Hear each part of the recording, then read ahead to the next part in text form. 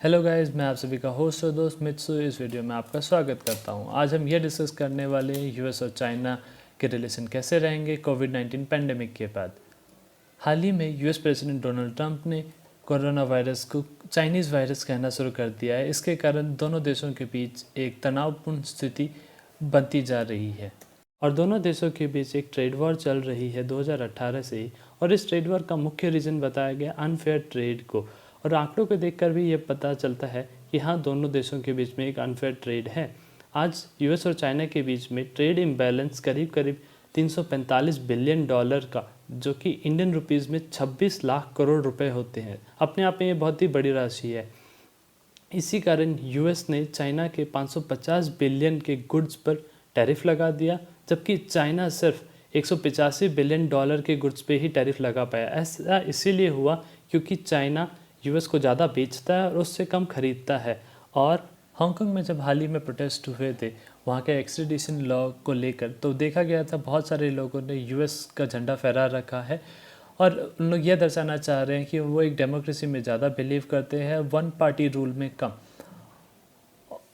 Hong Kong के एक्स्ट्रेडिशन law में लिखा हुआ यह था, अगर कोई भी व्यक्ति जो हांगकांग का नागरिक है उसे मेनलैंड चाइना भेजा जा सकता है जुडिशल ट्रायल के लिए। और हांगकांग के नागरिकों में ये असहमति है जो चाइना के जुडिशियल सिस्टम को लेकर कि वो उसमें पारदर्शिता बहुत ही कम है। तो कई बार पार्टी इन्फ्लुएंस करती है वहाँ के कोर्ट को, तो वो नहीं चाहते थे कि कोई भी हांगकांग के सिटीजन को मेनलैंड चाइना भेजा जाए जुडिशियल ट्रायल को लेकर। और इसके कारण उन्होंने बहुत मास प्रोटेस्ट किए और कहीं ना करीब करीब ये प्रोटेस्ट बोला जा रहा है आज भी कोरोना वायरस के दुनिया में फैल जाने के बावजूद भी जिंदा है और अभी तक ये प्रोटेस्ट पूरी तरह से ख़त्म नहीं हो पाए हैं। इस प्रोटेस्ट के रिस्पांस में यूएस गवर्नमेंट ने एक बिल पास किया अपने पार्लियामेंट में, जिसमें यह लिखा हुआ था हांगकांग और चाइना के वो सारी ऑफिशियल्स जो कि ह्यूमन राइट वायलेशन को के जिम्मेदार हैं, उन सभी की संपत्ति यूएस में जब्त की जा सकती है या उन पर ट्रैवल बैन और दोनों भी लगाए जा सकते हैं। ऐसा ही कुछ बिल एक तिब्बत के लिए भी पास किया गया हाल ही में यूएस की गवर्नमेंट के द्वारा। और तो और यूएस और ताइवान के बीच में एक डिफेंस डील भी सामने आई जुलाई में, जो कि करीब करीब 15,000 करोड़ रुपए की थी। और इस डील में यह लिखा हुआ था कि यूएस ताइवान को टैंक्स और मिसाइल बेचेगा और ताइवान के इस डिफेंस को इससे स्ट्रांग बनाने की कोशिश की जाएगी। पर जनवरी 2020 में यूएस और चाइना दोनों की तरफ से एक अच्छी खबर आती है जब दोनों ने एक ट्रेड डील साइन किया। इस ट्रेड डील में लिखा हुआ यह है कि यूएस 160 बिलियन डॉलर के चाइनीज़ गुड पर टैरिफ नहीं लगाएगा और 112 बिलियन डॉलर के गुड्स पर 15 के बदले 7.5% का ही टैरिफ लगाएगा। और चाइना ने भी एग्री किया कि वह 200 बिलियन डॉलर यूएस से खरीदेगा और इसमें से 40 बिलियन डॉलर के वो एग्रीकल्चर गुड खरीदेगा। और ये माना जा रहा है कि 40 बिलियन डॉलर के एग्रीकल्चर गुड की कंडीशन इसीलिए रखी गई है क्योंकि हाल ही में 2020 में यूएस में प्रेसिडेंशियल इलेक्शन है और डोनाल्ड ट्रंप चाहते हैं कि दोबारा से वो जीतें।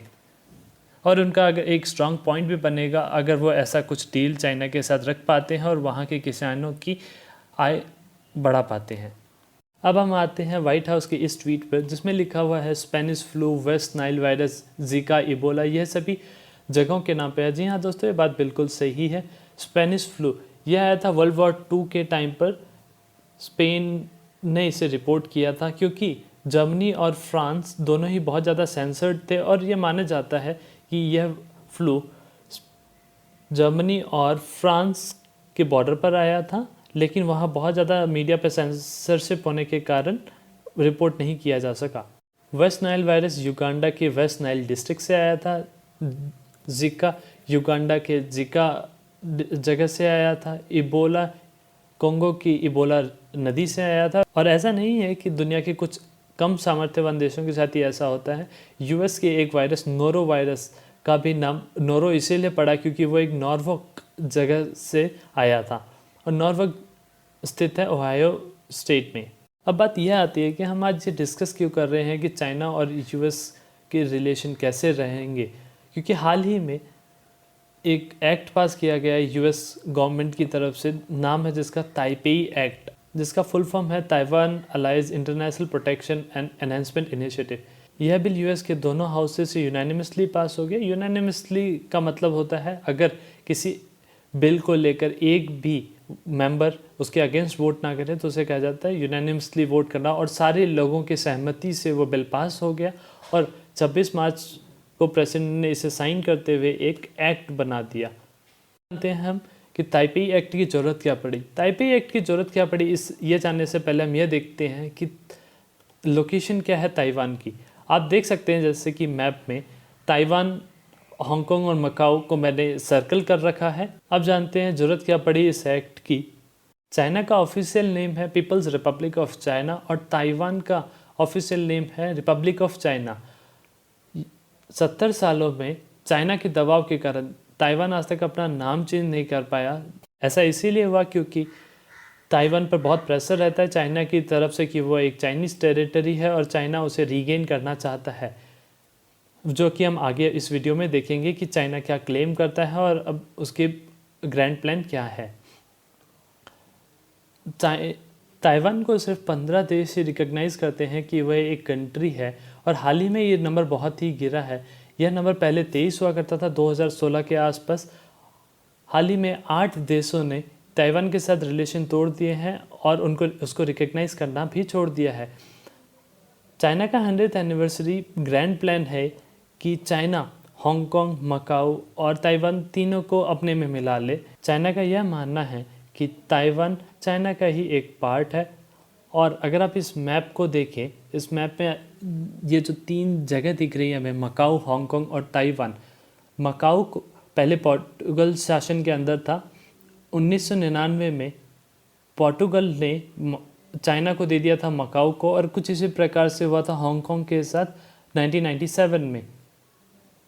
यूके और पोर्टुगल दोनों ने ही कुछ सेम सी कंडीशन रखी थी चाइना के आगे हांगकांग और मकाओ को देते हुए कि 50 सालों के लिए हांगकांग और मकाओ के लिए एक अपनी खुद की करेंसी होगी, उनकी खुद की गवर्नमेंट होगी, उनके यहाँ वीज़ा अलग लगेंगे, तो उनके पास बहुत सारी स्वतंत्रता होगी चाइना से। लेकिन ये कोई नहीं जानता 2047 के बाद हांगकांग के पास ये स्वतंत्रता रहेगी या नहीं रहेगी, और ऐसा ही कुछ मकाओ के साथ होने वाला है। तो चाइना चाहता है मकाओ, हांगकांग और ताइवान तीनों को अपने अंदर ले लिया जाए और एक बड़ा चाइना उभर कर आए 2049 में।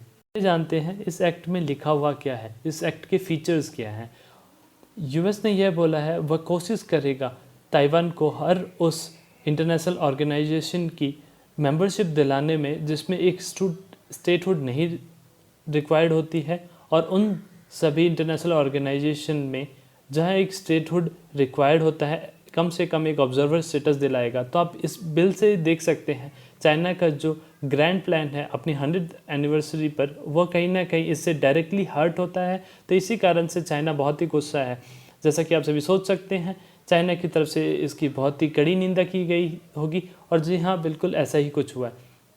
चाइना ने यह कहा कि यूएस उनके इंटरनल मैटर्स में ज़्यादा इंटरफेयर कर रहा है, और चाइना के फॉरेन मिनिस्ट्री के स्पोक पर्सन जाओ लीजियान ने यह कहा कि यह सीवियर वायलेशन है वन चाइना प्रिंसिपल का, जो कि अपने आप में बहुत बड़ी स्टेटमेंट मानी जाएगी।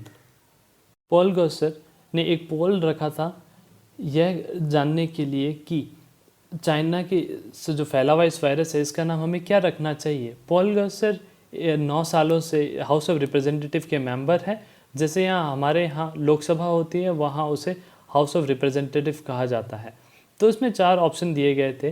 वो वायरस को हमें वुहान वायरस कहना चाहिए, सीसीपी वायरस कहना चाहिए, चाइना वायरस कहना चाहिए, या सार्स कोविड-19 रेड डेथ कहना चाहिए। तो बढ़ चढ़ के लोगों ने सीसीपी वायरस को सपोर्ट किया और 52.4% लोगों ने यह माना कि सीसीपी वायरस कहना इसे लाजमी होगा। CCP stands for Chinese communist party. इससे यह बात और भी साबित हो जाती है कि सिर्फ यूएस के गवर्नमेंट ही नहीं गुस्सा है चाइना के इस बिहेवियर से लेकर, वहाँ की आम नागरिकों में भी बहुत ही ज़्यादा गुस्से का माहौल है कि चाइना ने सही समय पर बताया क्यों नहीं कि एक ऐसी बीमारी आने वाली है जिसका दुनिया में किसी के पास कोई भी इलाज नहीं है। तो मैं अपने दर्शकों के आगे 2 क्वेश्चन रखना चाहूँगा कि हमें इस वायरस को बुलाना क्या चाहिए, और आपको क्या लगता है यूएस चाइना के रिलेशन कैसे होंगे इस पैंडेमिक के बाद, क्या ये सुधरेंगे या बिगड़ेंगे? अगर आपको ये वीडियो पसंद आई हो तो लाइक, शेयर, सब्सक्राइब, कमेंट करना ना भूलें। धन्यवाद।